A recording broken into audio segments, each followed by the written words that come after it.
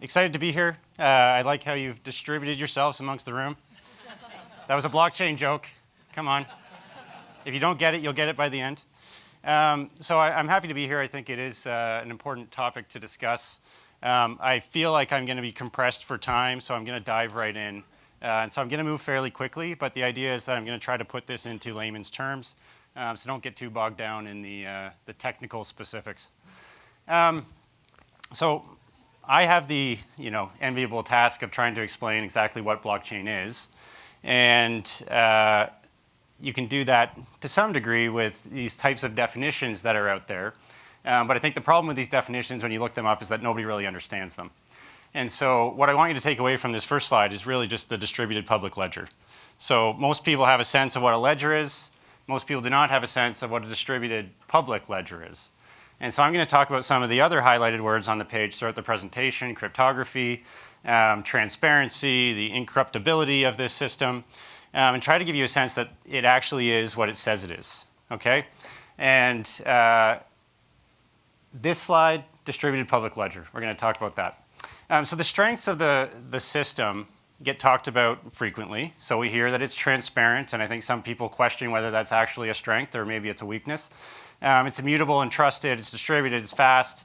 I'm going to try to prove to you that these things actually are true and try to explain to you how they can be true.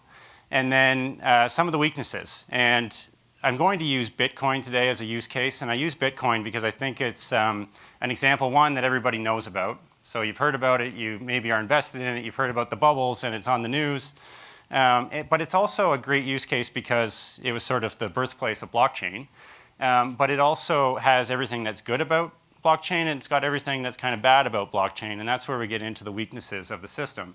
Energy cost, data storage, scalability, and I'm going to talk about those things a little bit, but then sort of transition into how we might change the system from what has been created with blockchain, or with Bitcoin, I should say, and how we might change it so that some of these weaknesses aren't there.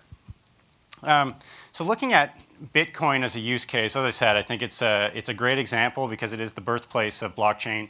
And if you sort of have some understanding of cryptocurrencies, you know that blockchain or Bitcoin was created as an effort really to disintermediate banking, right? So we said we need banking, we need to be able to send money to the other side of the world.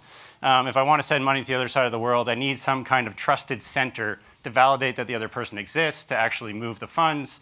And they need to validate that I exist and that I actually have the money that I'm trying to spend and that I'm not spending it in multiple places, right? So it's this center of trust. The challenge with banks, of course, is that there's a lot of frictional costs. It's expensive to send money to the other side of the world. And what the Bitcoin creators said was, hey, there might be a way that we can do this without this intermediary. So every time we talk about blockchain, we talk about disintermediation. But that's probably an undersell on its all-in capabilities and what we can use it for going forward. So I'm not going to talk about this slide too much right here because I'm going to come back to it later once we've gone through some of the concepts. But if you were trying to create a transaction in Bitcoin and you were trying to send Bitcoin to the other side of the world, the first part of it is fairly straightforward. You can log into an app, you can go online, and you can send, this is an oversimplification, but you can send money. Something happens in the middle there where it goes into this distributed network. And 10 minutes later or so, you get a validation saying, yes, your Bitcoin has been sent. Seems slow because it's 10 minutes, but that's a fully completed transaction. Whereas when you tap your credit card, it feels instantaneous, but it's not actually fully completed until later. So I'm going to glaze over this and get into some of the concepts that I think you need to understand in order to understand how Bitcoin works. The first is the concept of a distributed system. And I'll contrast it with centralized systems. Centralized systems are what you think about most of the time when you think about your company's computer system, right? So you've got this centralized system, maybe you have a mainframe, that's where all the data is stored, and you connect into this centralized system. And it might be decentralized, you might have a couple places where you store the information. Those types of systems are simple, they're inexpensive to set up, relatively speaking.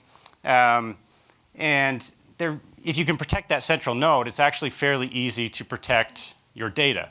The challenge is that you've got this one place where if you attack that central node, you can have a problem, right? It shuts down your whole system. So moving all the way over to the far right-hand side, distributed systems. Distributed systems are a little bit different, certainly more costly to set up, but you actually have all of your data stored in all of the locations. And every node is connected to every other node. The advantage of a system like that is that you can shut off one of those nodes, or somebody could attack one of those nodes, and the system still functions because the other nodes basically just absorb it. Obviously, the challenge would be that if you've got your data stored all over the place in all these different nodes, I have to be concerned about whether I can protect the data. And so we're going to talk about those things because Bitcoin and blockchain in its purest form is a system that is distributed. So it's distributed across the world. And the way that they've managed to defer the cost of that is by getting people to lend their computing power, which is one of the questions we need to answer is why would somebody want to lend their computing power to this system? And we're going to answer that. And the other questions are going to be, okay, I've got this ledger of information that's stored at all these computers all over the world. It's financial information. How do I protect the information that's in there? Because I go to a bank because I don't necessarily want my neighbor to know how much money I have. And some of the cryptography that we're going to talk about is used to make the whole thing anonymous. So yes, we can see all the transactions, but we don't necessarily know who is completing those transactions, or we don't know who's completing those transactions. And the other question is, you've got all this data stored all over the world. Isn't that a lot of data storage, right? And there's cryptography that can be used to sort of shrink that information as well, and we're going to talk about that. So right now, in terms of Bitcoin, we've got this ledger that's stored all over the world. Everybody's connected to everybody else. And we've got questions about how we're actually going to say, I want to make a change to the system. I want to add a transaction to the ledger. How does that happen? So we have this concept of public key cryptography. I'm not going to get into the math of cryptography. The math doesn't really matter. But back in the day, if you were to use cryptography, maybe it's war times, you're trying to send a message to your comrade on the other side of the ocean, you would send it in an encrypted fashion, but you'd both have the same key. Okay, so it's called symmetric cryptography. I encrypt it using a key. The counterparty has the same key, and they reverse the transaction to decrypt the message. The problem with that type of system is that you have to trust and know the other person, right? So in the 1970s, this public key, private key cryptography was created. It's all math-oriented, and I'm not going to talk about that. But there's two keys. You use one key to encrypt the information. You use the other key to decrypt the information. And so the way it works is I have two keys, right, that are associated with me. I keep one of them to myself. That's my private key. I give the other key to everybody that I want to give it to. I can give it to everybody in the world. They can take that key and encrypt a message and send that encrypted message to everybody in the world. Only I can decrypt that message because only I have the private key. And you need the opposite key to decrypt, right? So that's how the sort of encryption of messages works. Now, if you flip that around and you say, okay, I've got my private key. I know both keys, of course. I've got the private key, and I decide I'm going to encrypt a message using my private key. Then I can send that out to everybody. And, of course, everybody can decrypt it. But when everybody decrypts it and says, okay, yes, he wants to send Peter $5, they know that I actually want to send Peter $5 because only I could have encrypted that message. That's the concept of a digital signature. And so when we talk about sending transactions into the network, like all these nodes all around the world that are collecting this information and storing this information in this public ledger, we validate the transactions using a digital signature. So I can verify with my private key that I'm the one that sent this money. The second form of cryptography is hash cryptography. And it really functions in a different way. It solves a couple of problems. It's going to solve our data storage problem or make our data storage problem better because it can shrink information. It's also going to solve our anonymity problem. Okay? So the way that it works is it takes this message that can be arbitrary size, it can be a text string, it can be numbers, it can be whatever, and puts it through a funnel. The funnel is a mathematical function. Again, the math does not matter. but it puts it through this funnel, and out the bottom pops this bit string. Okay, so in the case of Bitcoin, it's a 256 character bit string. So whatever you put in the top, you always get a 256 character bit string out the bottom. A bit string of 256 characters is quite small, whereas what you put in the top could be quite large, right? What's good about this function is that it does not go backwards. So it's like squeezing the toothpaste out of the tube. Try to put that back in, you can't. The mathematical function that it uses is non-invertible. That's as technical as I'm going to try to get today, in that it cannot go backwards. So the bit string, whether I have that mathematical function or not, I understand the funnel, I can't turn it back into the original content. So if I want to verify that bit string, I have to actually go back and re-input the information into the top of the funnel to verify it. Okay? So we've done two things. We've created a situation where we can take large amounts of information and shrink it down into something very small. We can also, in the case of Bitcoin, take a public key, which is sort of like your, I'm going to oversimplify for people that know Bitcoin. You can take your public key, which is sort of like your Bitcoin address, and you can hash it and turn it into something else, which creates some anonymity. Now, I don't have to have my name associated with that Bitcoin address anyway, but I might not want somebody to know that I've been getting Bitcoin payments, 10 Bitcoins every day for the last 5 years, because they would look at that address and go, I need to go and find this guy and find his private key and steal his Bitcoins, right? So every time you hash it, you can keep hashing it, keep getting a different address. And so you end up using a different address for every transaction. Okay?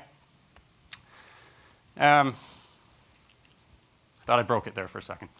So how does it actually become a blockchain? I think the reason they call it a blockchain is because when you draw it on a piece of paper, it actually looks like a chain of blocks. And when they initially set this thing up, you had what's called the Genesis block, the first set of transactions. So the creators of Bitcoin would have gone in and said, okay, I'm going to assign myself some Bitcoins. I'm going to assign some Bitcoins to my friends. Anybody who wants to participate in this network up front, I'm going to provide some Bitcoins to. Right? That's your first set of transactions. Fantastic. We broadcast that to the world, and that's our first block.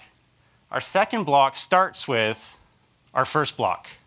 And this is important because this is how we're going to create immutability, or the inability to change it, right? So we hash the first block, or the first block of transactions. We put it through that funnel, and we get a bit string out the bottom. So now we've taken something that had a whole bunch of transactions and we made it into one string, right? And while we're doing that, more transactions have been happening. I've been given these Bitcoins, and I'm going to go and immediately spend them because I'm bad with money. And these new transactions are going to get added, and the sum of the putting together of the original hash from the first block and these new transactions forms the second block. And then we hash that. That's the beginning of the third block, and we start adding transactions to it. So what ends up happening is you keep adding blocks on. So now the challenge is, how do we get to a place where, how do we determine when these blocks are going to get added? I'm being told 5 minutes. I told you I was going to be hard on time. How do we add these blocks, right? If everybody was adding blocks whenever they felt like it, the thing would get very long very quickly, and even though we're shrinking the information, it would still end up being a lot of data stored all over the place. And so that's the question that we have to answer next. The other thing that I would say about this is, once you have these transactions that are stored in each block, it becomes immutable, because how would you go back and change it, right? So the example that's been given to me is, if you were to take a picture of yourself in a mirror, print that picture out, take a picture of yourself, hold it and take a picture of yourself in the mirror, and so on, and keep doing that 100 times, the remnants of that first picture would be in the 100th picture. It would be very small and hard to read, but it would still be there. And so when you go in and you want to try to change, say, I wanted to assign myself more Bitcoins in the first transaction set, for me to do that, I would have to go back and change that first block. I'd have to rehash it and do all the same transactions and add that and rehash it. And I would have to do that at every node, at every place in the world, which is basically impossible. So it's not possible to go back and change something without it completely changing the whole chain, and trying to change that chain everywhere that it's stored, right? Just not possible. So the questions are, how do I stop it from getting arbitrarily long and therefore accumulating more data? And also, how do I stop it from people just adding blocks whenever they feel like it? And so what Bitcoin did is they said, they basically created a mathematical puzzle. I'm not going to get into all the nonce values and stuff like that, but they didn't make it that easy to add a block. So people come in, new transactions come in, they get added on, but in order to add a block, you have to create a hash that fits a certain bunch of parameters. And so you keep adding a value and then you hash it, and it's sort of trial and error. Everybody in the world competes at this process, and eventually somebody finds the hash that adds the block, and they've set it up in such a way that that happens approximately every 10 minutes. Okay? And we get people to use their computing power to do this because they get paid. If you're the one that successfully solves that puzzle, which again is sort of trial and error with your computer, you get paid Bitcoins and you get paid the transaction fees. So you can make a lot of money Bitcoin mining in theory. Okay? So when you bring it all together, we have this transaction set where we say, I want to send Bitcoins to so-and-so, and it goes into the network. I add this transaction, it goes into the network. The network says, did this person digitally sign this? The answer is yes. They look at that transaction, they say, okay, did this person have the money that they want to send? They go back in the previous transactions and look for it. Yes, they did. It's now a viable transaction. It gets into the list of transactions to be added to the next block. And this mining process starts where they compete at this game to add the next block. That happens 10 minutes later. And that's ultimately what leads to you getting that notification saying that you completed, you've got a completed transaction. Okay? That's how Bitcoin works in a nutshell. That was fast. It's the fastest I've ever gone through it. If you don't understand it, it's because neither do I. No, I'm joking. I'm going to be very quick through these last slides because I think I'm probably over time. Bitcoin is one platform. There's other platforms out there that solve some of these problems. So the problem with this whole Bitcoin mining process is that it's very expensive, right? You've got all these computers working very hard all over the world, and there's a lot of electricity cost. Other blockchains have been set up to handle the same problem in a different way. I'm not going to talk about these platforms, but I am going to talk quickly about this private versus public blockchains. Because it's public and we're going out to the masses, we needed some kind of system that would allow us to, I say we as in I'm part of Bitcoin, I'm not. We needed some kind of system to say, how do we control the masses? How do we make sure that they don't keep adding blocks whenever they feel like it?